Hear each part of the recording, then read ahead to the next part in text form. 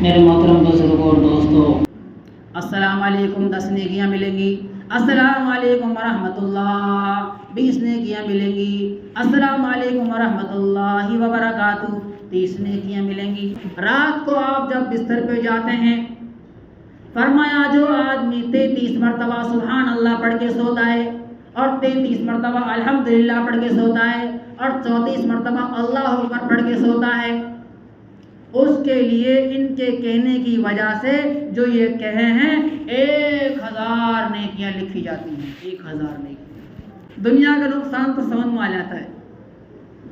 اگر اپنا بیٹا کام پہ نہ جا رہا ہے تو نقصان سمجھ میں آ جائے گا. نفع بھی نظر آتا ہے، نقصان بھی نظر آتا ہے.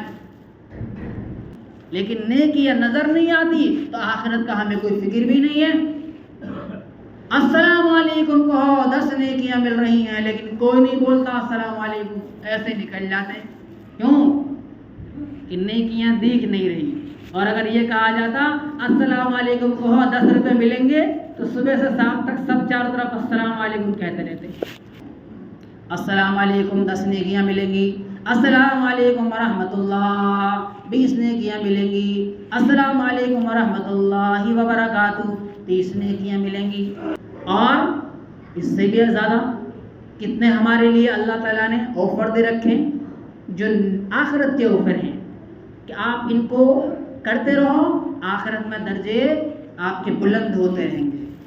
رات کو آپ جب بستر پہ جاتے ہیں، فرمایا جو آدمی 33 مرتبہ سبحان اللہ پڑھ کے سوتا ہے اور 33 مرتبہ الحمدللہ پڑھ کے سوتا ہے اور 34 مرتبہ اللہ اکبر پڑھ کے سوتا ہے، اس کے لیے ان کے کہنے کی وجہ سے جو یہ کہے ہیں 1000 نیکیاں لکھی جاتی ہیں. 1000 نیکیاں. بتاؤ ہے کہ نہیں؟ اللہ تعالیٰ 1000 نیکیاں کتنی دیر میں دے رہے ہیں؟ ہم جب بستر پہ جائیں گے معمولی سا وقت لگتا ہے، ان میں مشکل سے 5 منٹ لگیں گے. 5 منٹ میں آپ 1000 نیکیاں لے سکتے ہیں اور 1000 نیکیاں لکھوا کے سو سکتے ہیں. 1000 تو گناہ بھی نہ ہوتے ہوں گے. اتنی ساری نیکیاں ہر مسلمان لے کے سو سکتا ہے، لیکن پھر بھی موبائل دے کے سو جاتے ہیں. موبائل دیکھتے دیکھتے تھک جاتے ہیں اور پھر ایسے ہی آنکھ لگ جاتی ہے. پتہ ہے کہ کل آنکھ کھل جائیں گی، کل آنکھ کھل جائیں گی، یہ پتہ ہے.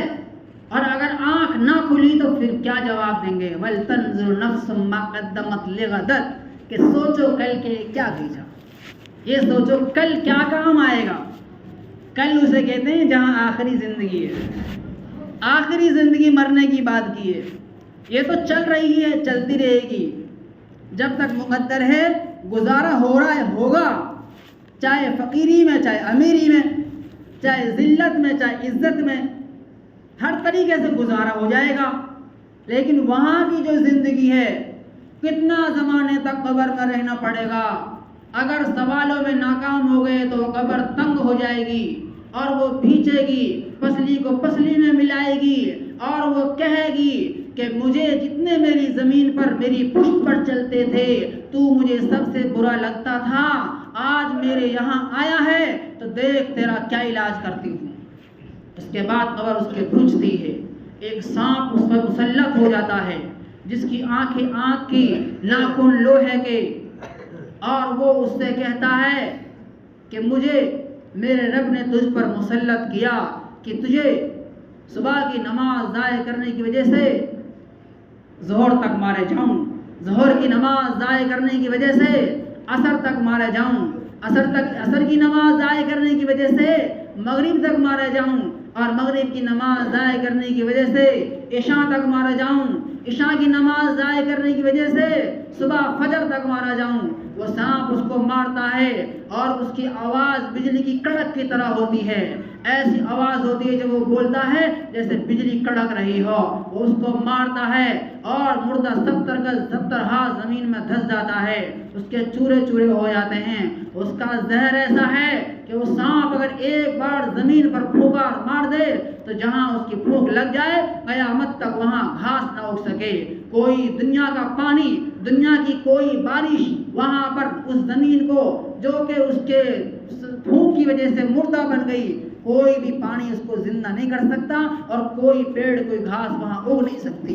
ایسا زہریلا جانور، ایسا زہریلا سانپ اس کو مارتا رہے گا. ہم تو بس اسی میں خوش رہتے ہیں کہ وہ جی 2-3 دن قرآن خوانی کرا لو اور بس اس کے بعد بھول جاتے ہیں مرنے والے کو.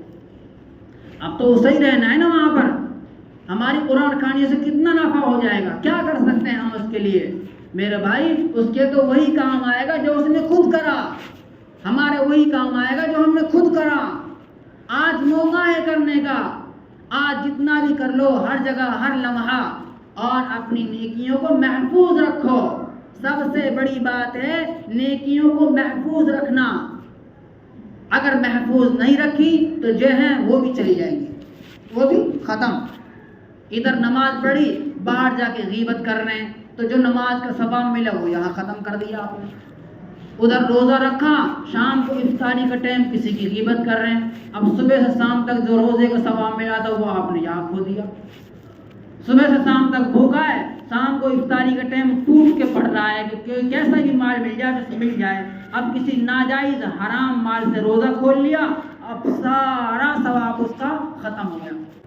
آدمی رات بھر جاگتا ہے اور اس کا رات بھر جاگنا کبھی کبھی ضائع ہو جاتا ہے. اس کو جاگنے کے علاوہ کچھ نہیں ملتا، نیکی نہیں ملتی، کیونکہ رات میں کسی کی غیبت کر بیٹھا یا صبح فجر کی نماز کا ٹائم سو گیا، فجر کی نماز ختم ہو گئی. اللہ تعالی ہمیں ان باتوں پر عمل کرنے کی توفیق عطا فرما دے اور ہم اپنی نمازوں کو صحیح کرنے والے ہو جائیں. اللہ اس کے فیصلے فرما دے. سنتیں پڑھ لیجیے.